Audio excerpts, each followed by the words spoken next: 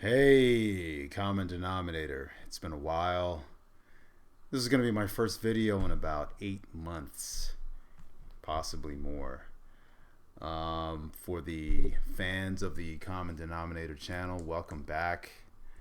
I had to take a nice little break, a hiatus. I've got two videos to record today. The first one is on Terry Crews. Did you guys see the comments on black supremacy? And we're hearing this whole era of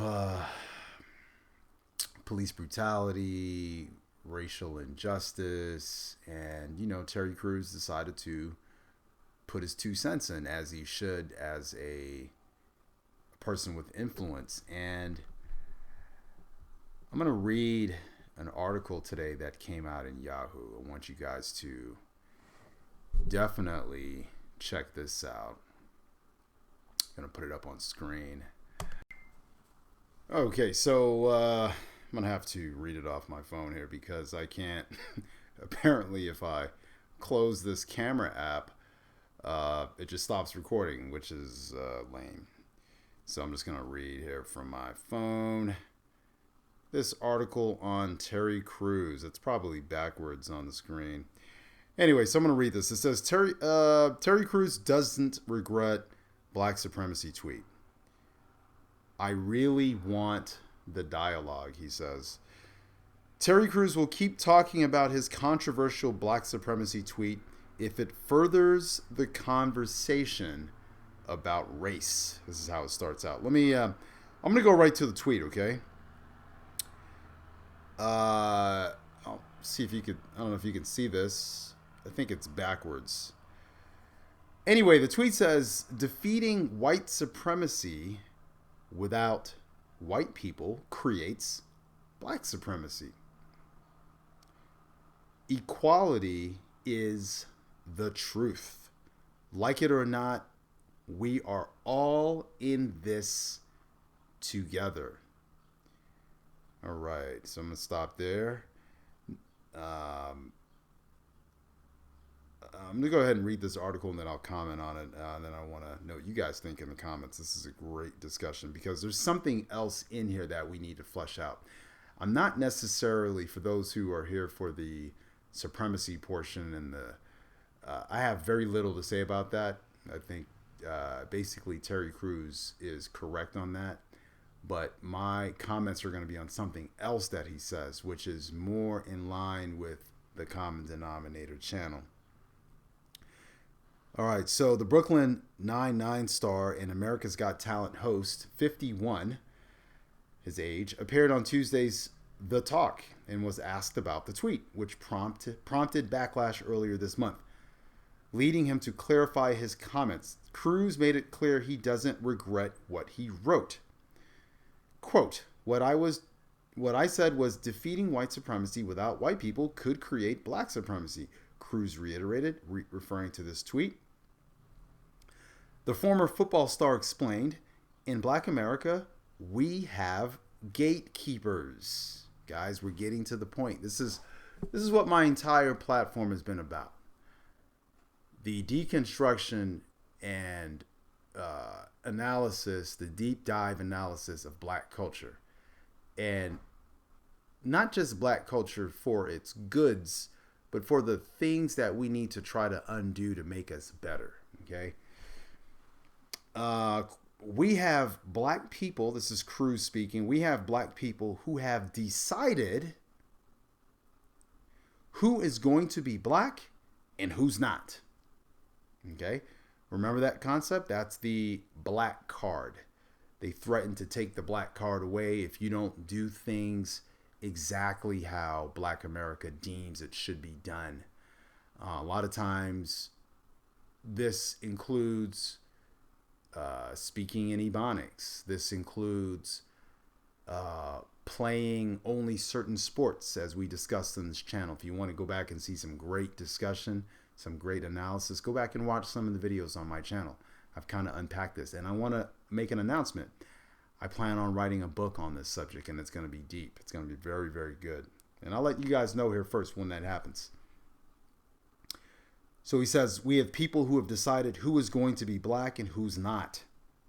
And I simply, because I have a mixed race wife, Rebecca King, I simply have been discounted from the conversation a lot of times by very, very militant movements, Black Power movements. I've been called all kinds of things, like an Uncle Tom, simply because I'm successful. Crabs in a barrel mentality. Simply because I've worked my way out of Flint, Michigan. Cruz said, the problem, quote, the problem with that is black people have different views. When you are white, you can be Republican, Libertarian, Democrat. You can be anything. But if you were black, you have to be one thing. I'm going to stop there.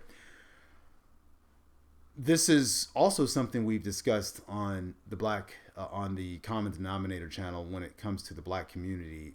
It tries to create a monolith, a single unit in which everyone marches to the drumbeat of basically the bosses of the hood, the ghetto. And anyone who deviates from this gets assaulted. If you're rich, as Terry Crews, if you're rich and successful, you become an Uncle Tom. If you're rich and successful, but you still act like a thug, and you still speak Ebonics, and you still behave in a way in which the black community, primarily the ghetto community, which is who really calls the shots in the black community. If you really think about it, it's the ghetto, somewhat one step removed from the ghetto community. The fence riders, and I talked about that in other videos. The fence riders, people who, I'll give you a quick taste for people who are new to the channel. Fence riders are people who know better, but who they accept things from the hood. They accept hood logic in certain things. They go along to get along, but they don't want to live in the hood, and they really don't care for hood people that much, but they will try to earn the favor of hood people just to be black. Okay, you know what I'm saying? Just to be black. So they defer to hood people, but they're not really trying to, they don't really want to be with them. They don't want to live with them. They definitely don't want to marry them. They speak badly about them, but at the same time, they will adhere to a lot of the rules publicly. Privately, they will bash the rules because they know they don't like them. And publicly, they will put up a facade in order to appear to be black. Because the worst thing that can happen to a black American is someone proverbially threatening to take your black card. That's the worst thing that can happen to you as a black American. If it's done publicly, if it's done, it's something that black Americans fear, because once the black card is taken, then you're considered white. And we've talked about that in many videos before too as well. So I'm going to go ahead and keep reading here.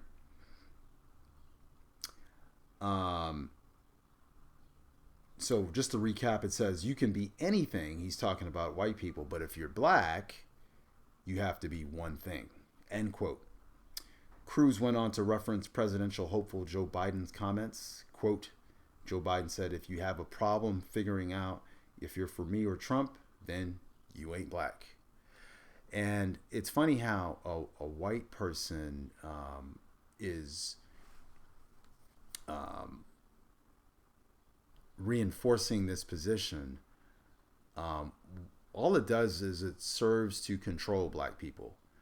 And I'm not sure if Joe Biden is, I'm not sure how this idea got placed into the minds of black people. It very well have been placed there by white people, and it's used as a control mechanism, or it could have been something that black people are inflicting on other black people and using to control other black people. You're not black if you do X, Y, and Z. And it's ridiculous because on this channel, as you know, I've already unpacked how, we've looked at one of the easiest angles is sports. We've looked at basketball, for example, which was created by a white Canadian man who lived in America. And the history is there, the evidence is there at the last NBA Finals when not the last one, but when the Toronto Raptors won. At the NBA commissioner Adam Silverman came and he said that the NBA had gone full circle, meaning that it had made its way back to Canada. The origin, actually, it didn't originate in Canada, but it came back to the birthplace of where the originator was from, which is Canada. So basketball being a white sport, but created by a white man, played by white people. And if you look at old footage of basketball, you'll see nothing but white guys playing basketball. And then black people wanted to play. And then we started playing, and now we think we own it. And we think it's a black sport. But there had to have been the first set of people who started playing basketball at a time where basketball was only a white sport. So those black people would have been ridiculed by some people. Those first set of black people would have been ridiculed because that's initially what happens in the black community.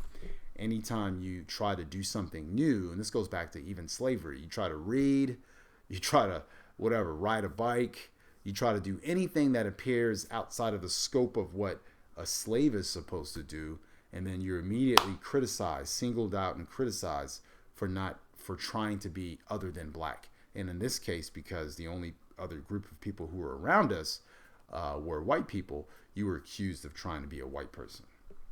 So there are some white people too who also maintain this belief. And here Joe Biden is basically, there's more to this. I'm going to do another video on this. What he's trying to do is the Democrats want to corral everyone.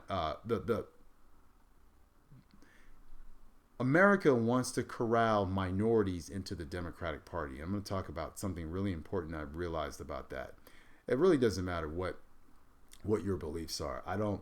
I'm in a totally independent party. I'm a green party, but all of these parties have their problems. Some of them have their strengths, but I'm going to get more into that in another video. That you got to find this one interesting. All right, so let me continue. Cruz continues to say, Cruz said blackness, quote, blackness is always judged.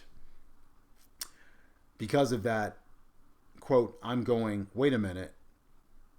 That right there is a supremacist move. You have now put yourself above other black people. Okay.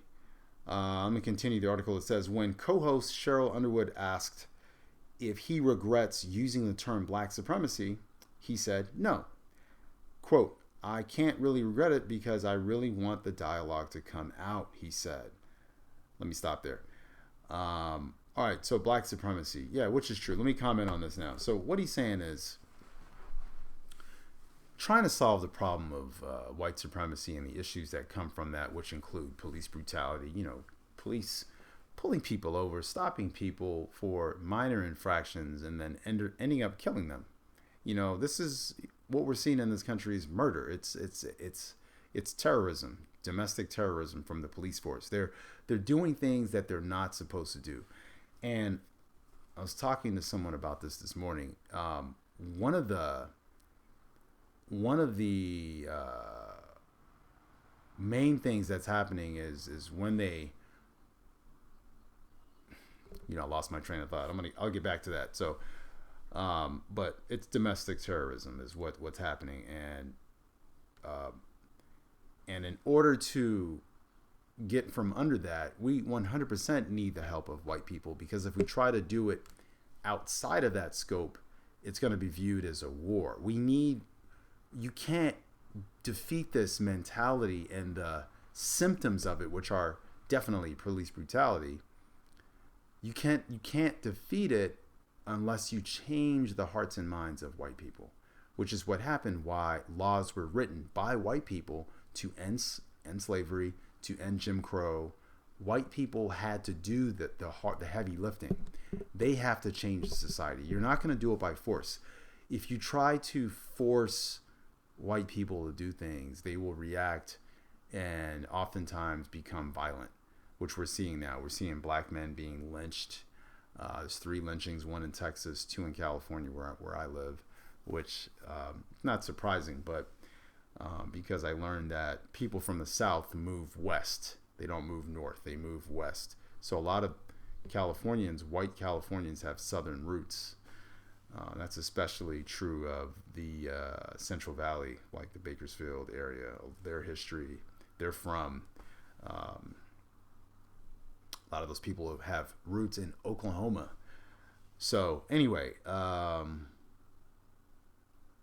me continue reading. So Cruz says he can't regret it. And then he says maybe there's another term that might be better. We're separatist or elitist. But the thing is, I've experienced supremacy even growing up. I've had black people tell me that the white man is the devil. I've experienced whole organizations that have viewed themselves because of the suffering of black people. They have decided that now we are not equal, we are better. And I think that's a mistake. Okay, I'm going to stop there with the article. The article's over. I agree with him. I think it is a mistake. We don't want to make the same mistake they have made. We don't want to become supremacists. I don't think we're put on this earth for that, to try to reign over other people. I kind of like the idea of just getting along with people and just coexisting in peace. That seems like a better alternative to trying to say you're better than someone and trying to behave. Because when you say you're better than someone, you start to behave that way. And we see a lot of that with, unfortunately, with white people. It's noticeable all around the world, the way they carry themselves, the way they talk to different races. People notice, and it's distasteful. A lot of people don't like it. And it's embarrassing for white people. And a lot of white people are embarrassed by the supremacist movements and the ugliness of it. There are people who are smarter than white people, and we're starting to see it in the educational system. If you look at what happened with Harvard, and a lot of the Ivy League schools were basically trying to limit the amount of Asians who were coming in because they were outscoring white kids who grow up in privilege here in America and who have more money and access to better schools, better education. And Asian kids are outscoring them, hands down, literally taking over American Ivy League institutions. So at one point, even 50% of some of these institutions. So it's really tough to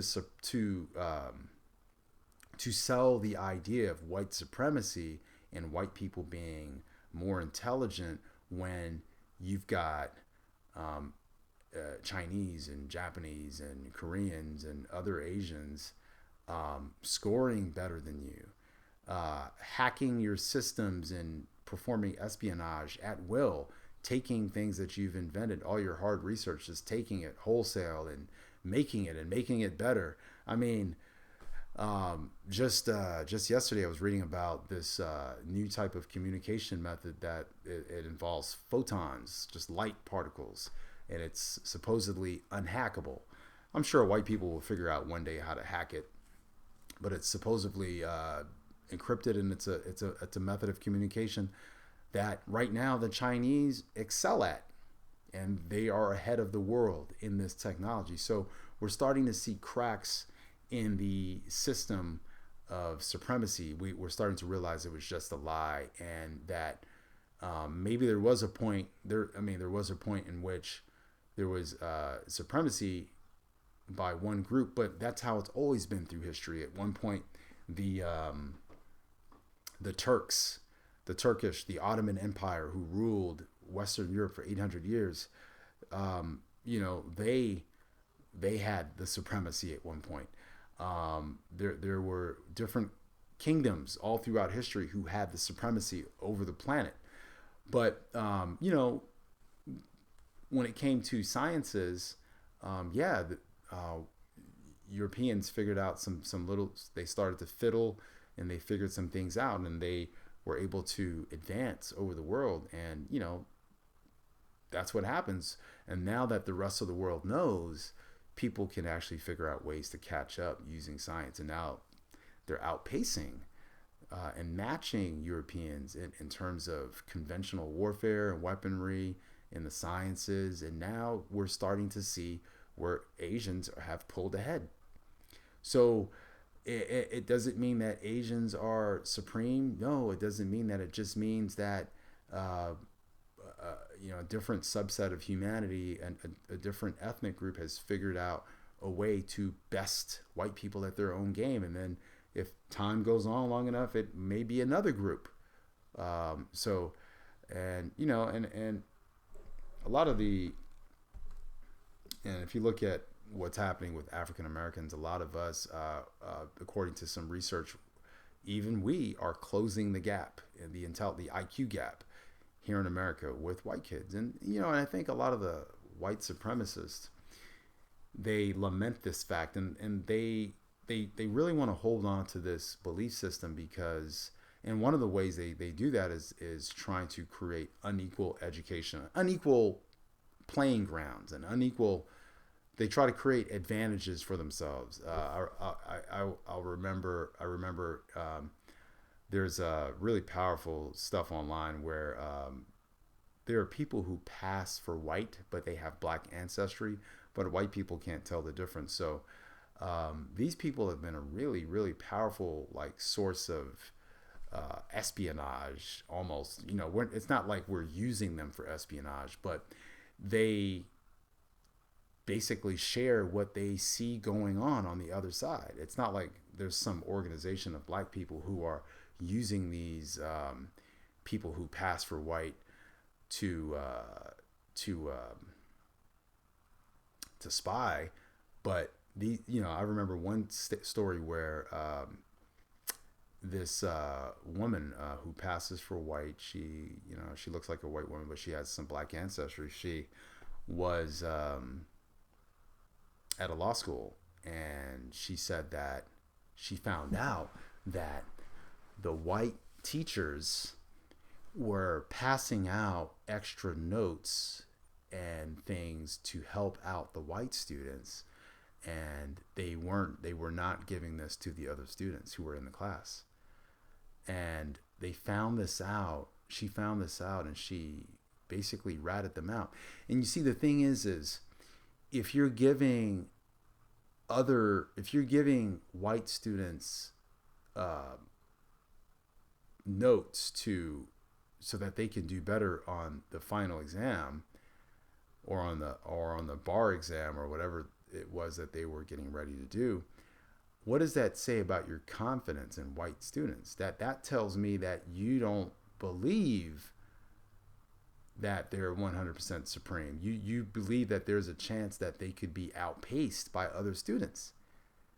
That's what that says. Because if you deep down in your heart believe that these white kids were just so much more brilliant than everyone else, you wouldn't try to limit funding and education to other schools. You wouldn't try to make it so that schools are based on districts, so that basically they've created a workaround for segregation. They want to segregate, and they want to have their schools so only white kids go, and then they want to create it so that funding is based on the taxpayer bracket in that area, so that black kids and other kids can't get equal access. And it's working. It's caused a schism in society to where white kids and then the richer Asian kids who grow up in those societies have an advantage over other kids. So as a result, one of the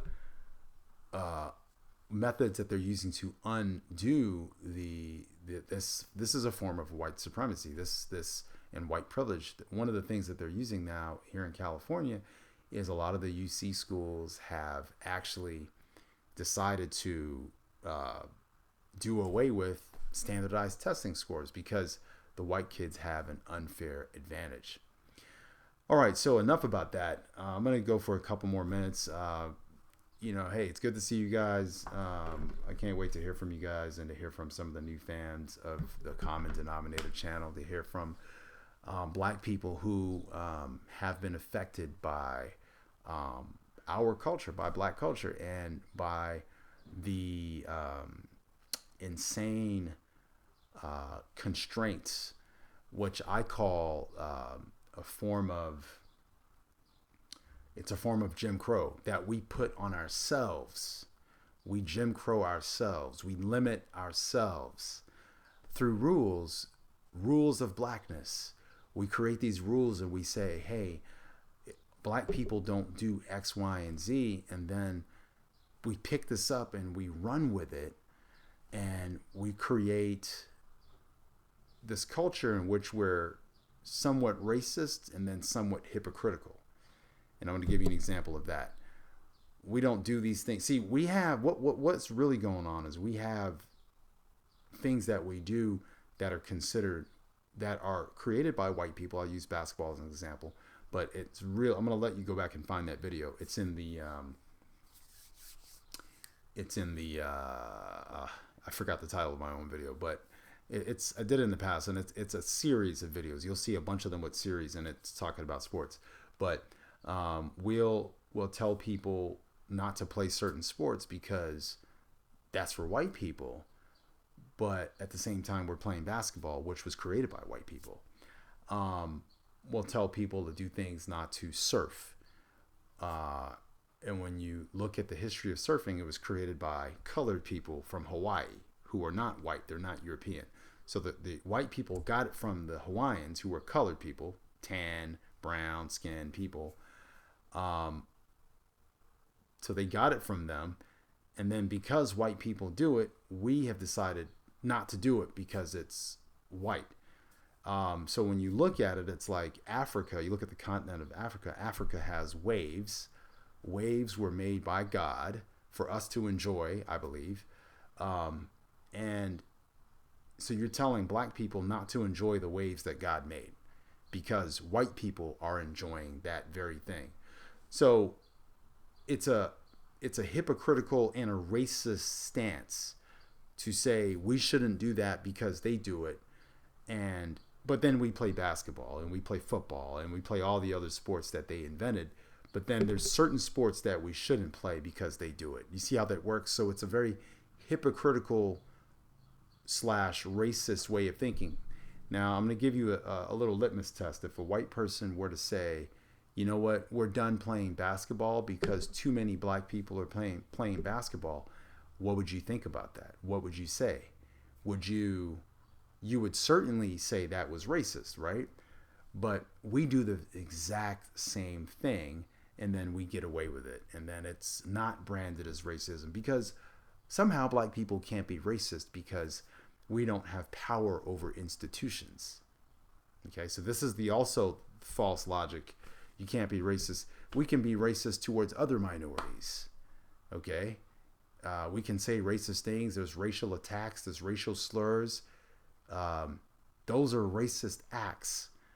Okay, and we can do these things. So it's just a mess. Our culture is a mess. And you can go back and look. So what Terry Crews is pointing out is that he's pointing out the monolith. He's saying, look, we've created this monolith, this one culture, whereas there's pluralism. There's many different facets to white culture and other cultures. But then here, black people have to be one thing. You got to wear a beard. You have to wear a New York Yankees hat. You got to do whatever the rappers do. You got to do whatever the popular black influencers do. Or guess what? You're not black. Okay? And that's the problem we have with Black America. And Terry Crews is pointing it out, rightfully so. He wants to have a discussion about that. And I think we need to continue discussion. And my book is going to be about this topic, and it's going to be about how we can overcome this and we can still be black. You can be black and you can play tennis. You can be like Serena Williams and Venus Williams. Her dad They grew up in Compton. Her dad put them in tennis, which was a very white dominated sport, but he decided to put them in that because for his whatever his reasons were, and now it's okay for black people to play tennis. Black people will so you can see a trend. What typically happens is there's a first comer. As soon as these people do it and they become successful, now it's okay for black people to do it. So now we'll start doing things like playing tennis and playing golf because of Tiger Woods. And, and now we think basketball belongs to us and we think football belongs to us. But notice how cultural appropriation doesn't include basketball and football. It only includes when people try to braid their hair or when they try to rap. That's cultural appropriation, but us taking over their sports, that's not, because that sport now belongs to us. It's not theirs anymore, and it's okay for us to play it. You see how this sounds? You see how racist and hypocritical and supremacist this sounds? Anyway, guys, I got to wrap this video up. It's been 30 minutes. Common denominator. I got a couple more videos coming. You guys say hi to me in the comments. Let me know how you're doing. For the fans that I had before and for the new people, introduce yourselves. Let me know where you're from, and I want to hear your stories about this whole thing, okay? Common denominator.